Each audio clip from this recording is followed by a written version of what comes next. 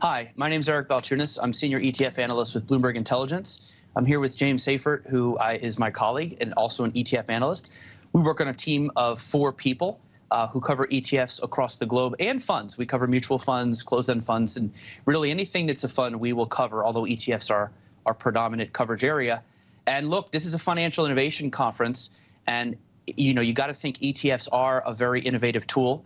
And a lot of innovation happens in ETFs. I frequently call the ETF market the Silicon Valley of the investing world. So let's start with the flows. We look at ETF flows this year, $722 billion into ETFs. Just to put that in perspective, that's $4 billion a day coming into ETFs, and it blows the old record away. James, what do you make of that? Where is all this sort of money coming from, and why?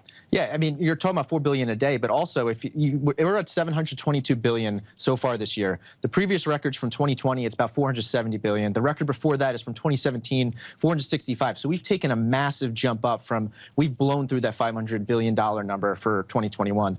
And it's all coming from, it's not just one thing. It's coming from a ton of different areas. ETFs themselves are pulling in tons of money. Investors are piling in at record rates, obviously, and it's coming from new things like Bitcoin ETFs, as we'll talk about a little bit later. It's coming from passive equity, and the trends, honestly, some of it's coming from passive index funds and moving to ETFs. But you can go into a little more detail there. Yeah, I mean, I think some of the normally ETFs taking about $400 or $500 billion a year. The excess, I think, is coming from the bench players finally scoring. In Q1, we had value working, small caps, emerging markets, international.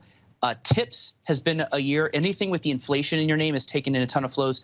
So you've had real more breadth of areas working, and that's why I think you see extra flows this year. But, that's my take on it. Now, speaking of, one of the reasons ETFs are doing so well is active. Whether it's something like ARK or themes or ESG, these are all active tilt kind of things. Active is really finding a home in the quote-unquote ETF world, which a lot of people equate to being passive, but it really isn't. Talk about what you're seeing on the active front. Yeah, so there's this new rule, they call it the ETF rule, that made what basically custom baskets easier. And what we've seen over the last 18 months, we've seen more active ETFs launch in the last 18 months than there were literally existed before that time period. So we're seeing this huge boom in active ETFs. Now, a lot of these are kind of active in name only. So they're following a rules-based investment strategy. Maybe they're tinkering with an active options position overlay, or they're just really just following a rules-based strategy with the ability to change things on their end via the creation redemption process.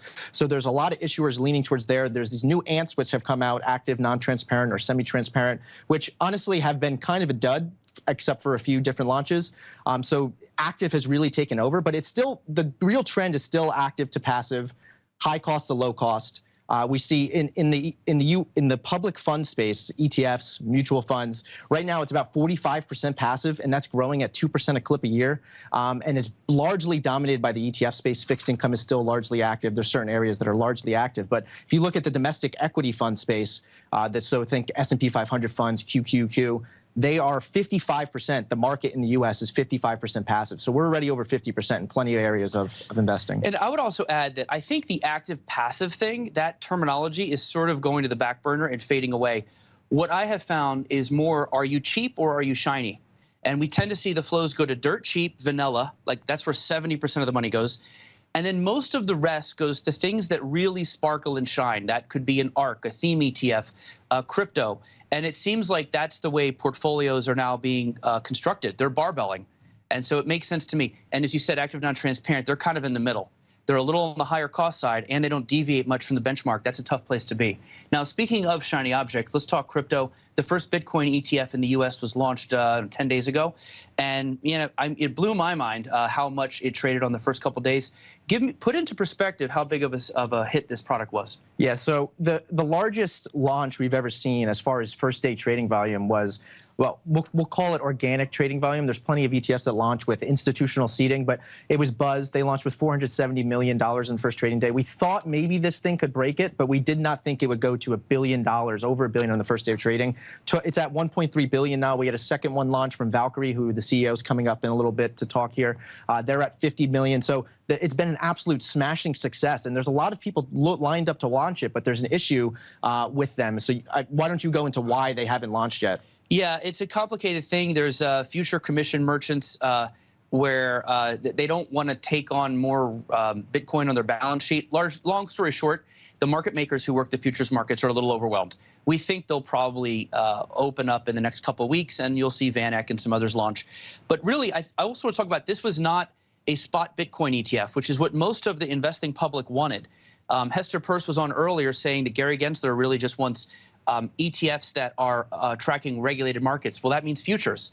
It's also under the 40 Act. But just talk a little bit about the long-term risk or I guess what you have to watch for when you buy a futures ETF. Yeah, so futures ETF, the way futures work is you own the front month contract. So the contract expires at the end of the month, and then you have to roll to the next month. The problem is the futures market is typically in contango, so the next month is more expensive. So you're constantly selling the lower price and buying the higher price under normal conditions. So that leads to a little bit of drag on the overlying portfolio return. So that can add up to 11% a year on average and go up to 40% even at times. But we think that market's going to mature, and those roll costs are going to come down over time. So we think it'll be a trading product for now and maybe long-term later. And I will leave it there. Hopefully they'll approve spot ETFs in the next couple of years. We're hoping so. I'll just bid you farewell and say my name's Eric Balchunas, and you can find us on Twitter or on the terminal at BIETF. Thank you very much.